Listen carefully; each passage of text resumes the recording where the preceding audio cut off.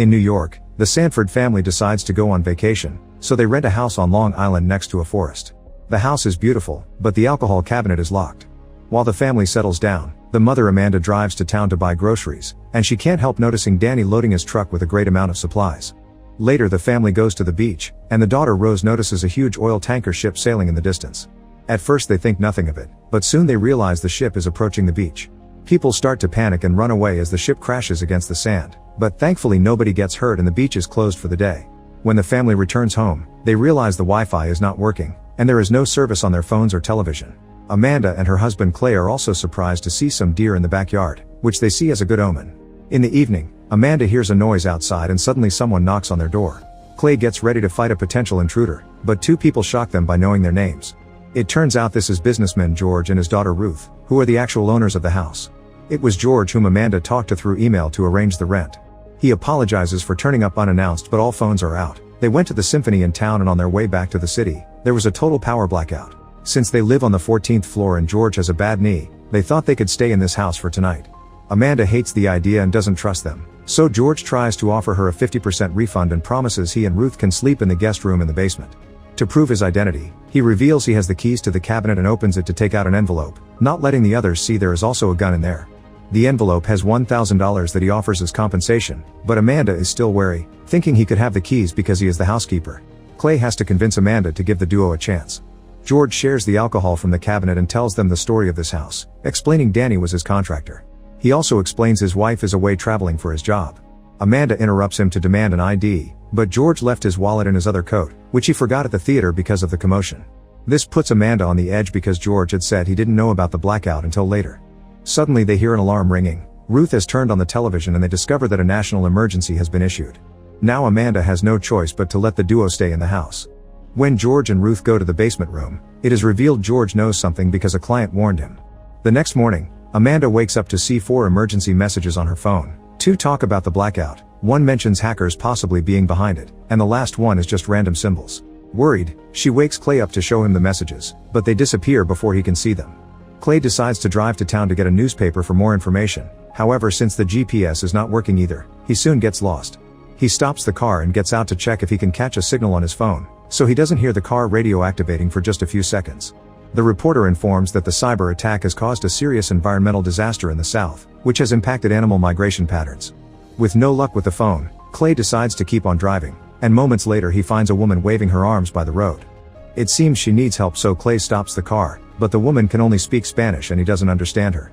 Feeling disturbed by her pleas, Clay decides to ignore her and keep going. Suddenly he sees a drone flying nearby with red smoke on its tail, so he speeds up, but when the drone comes closer, Clay realizes the smoke is actually red leaflets. Meanwhile, George also drives out to visit the neighbors, keeping his gun at hand. He keeps checking his phone because he hasn't heard from his wife since yesterday, and she was supposed to fly back today. Sadly, not a single message has been delivered. The neighbor's house seems to be empty, and strangely there are tons of random things spread in the garden. The door was left open, so he goes inside and finds a complete mess. George tries using the neighbor's satellite phone, but it is not working either, which means all American satellites are down. When he is about to leave, he notices there are more things spread near the beach, so he follows the trail and finds an expensive watch in the sand. When he tries to pick it up, he is shocked to find a whole arm and falls, only to discover the body of a pilot. As he looks around, he realizes a plane has crashed on the beach. At that moment he hears another plane coming closer, so he runs away and hides in the house right before this plane crashes too. At the house, Rose is very frustrated because she wants to watch the final episode of Friends, but none of the devices are working. She runs outside and is shocked to find a huge amount of deer in the backyard. She convinces her brother Archie to go to the forest, where they find an old shed. They go inside and Archie tells Rose that someone must live there and can watch her sleep through the window. Rose gets startled and accidentally hits her head as she realizes that Archie is just messing with her. On their way back to the house, Archie is bitten by a bug and Rose sees another deer. She also notices all the birds flying away. When George comes back, he admits to Amanda that he had guessed something was coming because he saw the market behaving weirdly. As he explains what he saw on the beach, their conversation is interrupted when they start hearing explosions in the distance, followed by a loud screeching noise that hurts their ears and cracks the windows. Amanda immediately rushes into the woods to find her children, but the noise becomes so unbearable that she drops to her knees in pain. Luckily the noise ends soon and everyone goes back into the house. Amanda remembers he saw Danny buying too much stuff, and thinks he also knew something would happen. At that moment Clay comes back and shows them a leaflet, which turns out to be written in Persian. Archie recognizes it from war video games and explains it says Death to America. Terrified, Amanda and Clay decide to go to a relative's house in New Jersey, ignoring George's warnings. As they drive away, they keep hearing sirens, and eventually they find the road blocked by a bunch of white cars. Amanda goes ahead to investigate and notices there are no people around.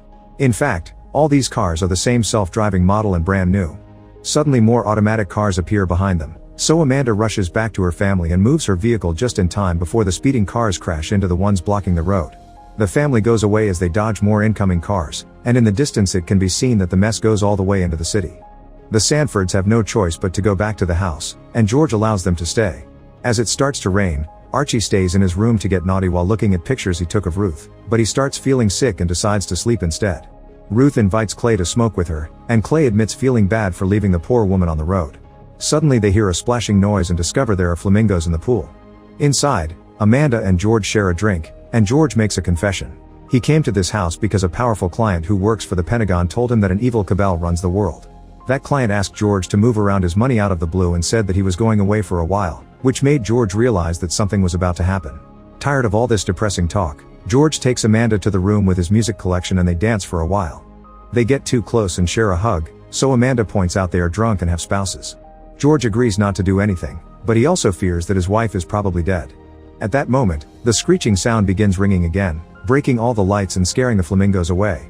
Now they have to use candles for light, and each family decides to share a bed for comfort. The next morning, they realize Rose is missing and she may have taken one of the bikes. Suddenly Archie wakes up with a fever and starts puking blood. When he checks his mouth, he's shocked to discover all his teeth are falling. Archie thinks it has to do with the bug bite, so George volunteers to take Clay and a puking Archie to see Danny and ask for medicine while Amanda and Ruth go into the woods to look for Rose. After lots of searching to no avail, Ruth and Amanda take a break at the shed, only to start arguing.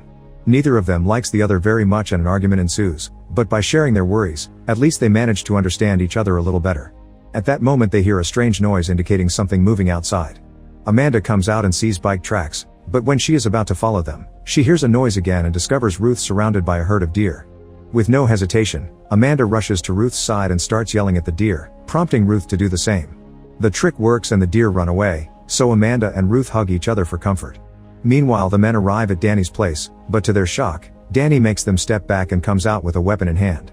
He explains the same noise happened in Cuba a few years ago and caused radiation, so that's probably what made Archie sick. He also knows that the Russians recalled their people from Washington, so he assumes they are at war. However, Danny doesn't care if George is an old friend and Clay is willing to pay. His priority is to help his own family, so he refuses to help them. If they want help, he thinks they should go to the neighbors, who are supposed to have a bunker. George refuses to leave without the medicine, so he takes out his gun and an argument ensues as they aim at each other. Clay moves to get between them and admits he's a useless man, but he begs for the medicine as he gives a speech about him and Danny having one thing in common: they just want to protect their families. Danny finally agrees and gives them the medicine in exchange for money. While Archie has the medicine, Danny shares some more information. This was done by the Koreans. Clay responds by showing him the leaflet to prove is the Iranians, but Danny has more intel. Before the phones went out, a friend of his in San Diego told him a drone dropped leaflets there too, but those were in some East Asian language like Korean or Chinese. The friend is a veteran of Iraq, so he would have recognized it if it had been Persian. Danny's theory is that since the US has lots of enemies, they are teaming up to destroy the country. The guys return to the car and George admits that Danny's information confirms a rumor he heard before. This is a three-stage maneuver used to destroy a country's government from the inside. First, they isolate citizens by disabling all their communication and transportation. This makes people scared, causing stage 2, synchronized chaos. As it happened with Danny, people will start turning on each other to survive and won't trust any information outlets, which would be fed by hackers and things like the leaflets. Then stage 3 will happen on its own. Citizens will end up planning a coup or a civil war, which collapses the country. Clay and George agree to stick together and take their families to the neighbor's bunker.